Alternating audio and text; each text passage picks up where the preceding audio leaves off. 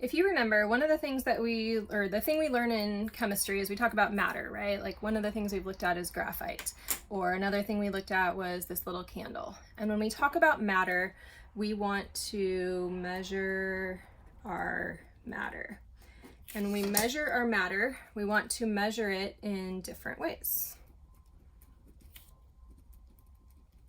So maybe in America, we want to use English units like inches. But then we go to another country and they want to talk about measurements also, but they want to use centimeters instead, okay, just about anywhere else in the world. And so depending where you are, you might want to measure or be able to translate from one unit to another. And ironically, out of all the things I teach you this semester, these conversions are one of the things that students come back to me most often and say, you know, the thing that helped me most was getting really good at conversions in your class. So I don't know, this first week is maybe your most important one as you practice and get better and more confident with these conversions. So with these conversions, you kind of know about these, but I'm going to give you some synonyms and help you see some different ways to solve these problems. So when I say conversion, another word that I can use interchangeably with that is equalities or relationships or even translations. I'm not great with languages, but I took a few years of Spanish in high school. So I could say hi, or I could say hola. I didn't take any French, but I could say bonjour.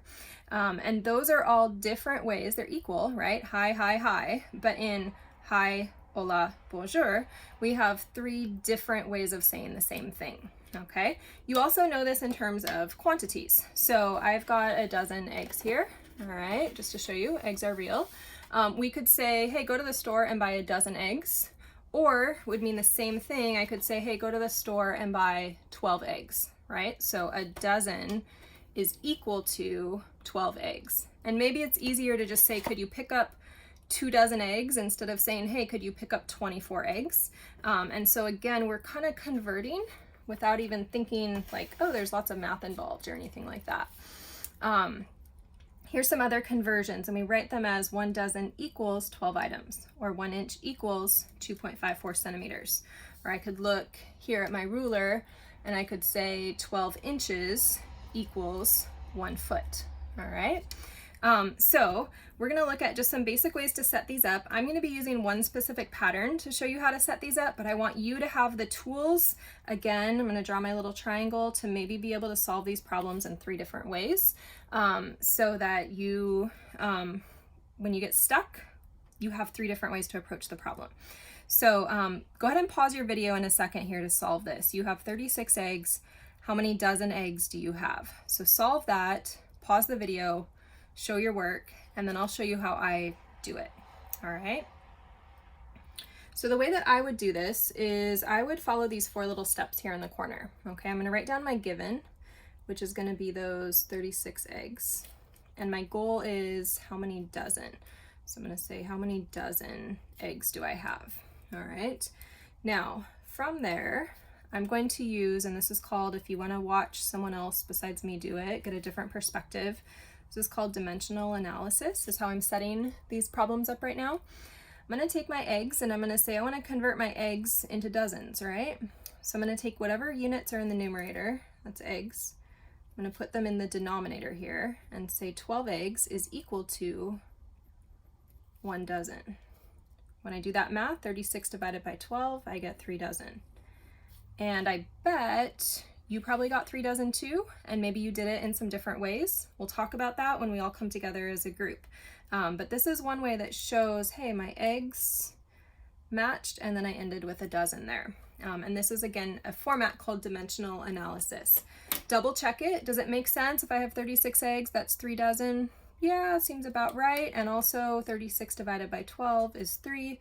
So I have checked it, which is what I always want to do. Here's that equality or that relationship in the middle of this problem. 1 dozen is 12 items. And so I used that to translate or to switch from an egg unit to a dozen unit. All right. I'll leave you another one to try and show a couple ways here. Let's look at another one. Okay. I'm 67 inches tall. True story. How many centimeters tall am I? So if I want to speak that to someone that lives in Canada or Mexico or Europe somewhere.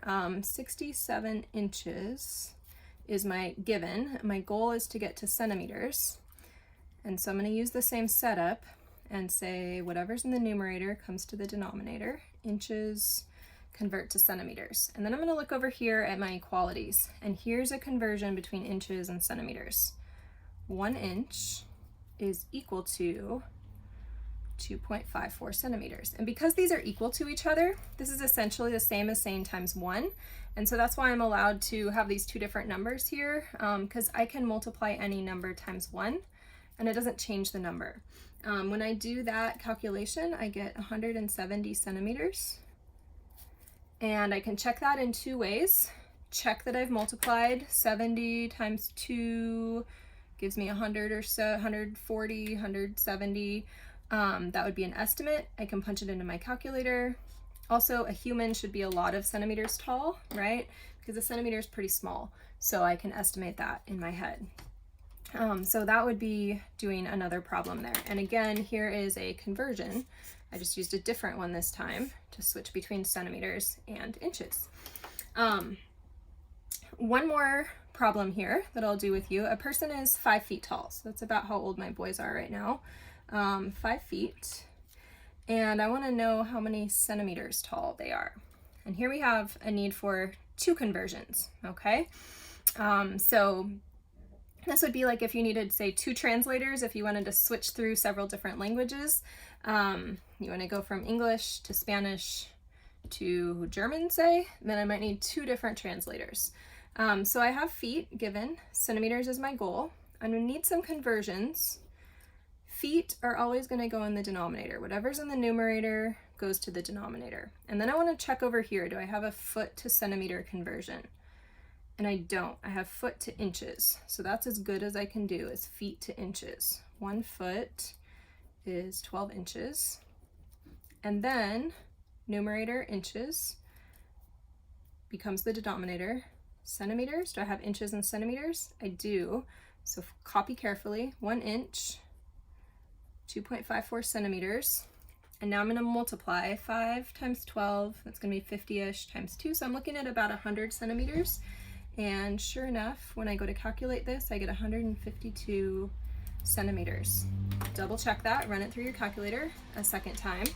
And notice here that now what I have is I have 2 conversions all strung together.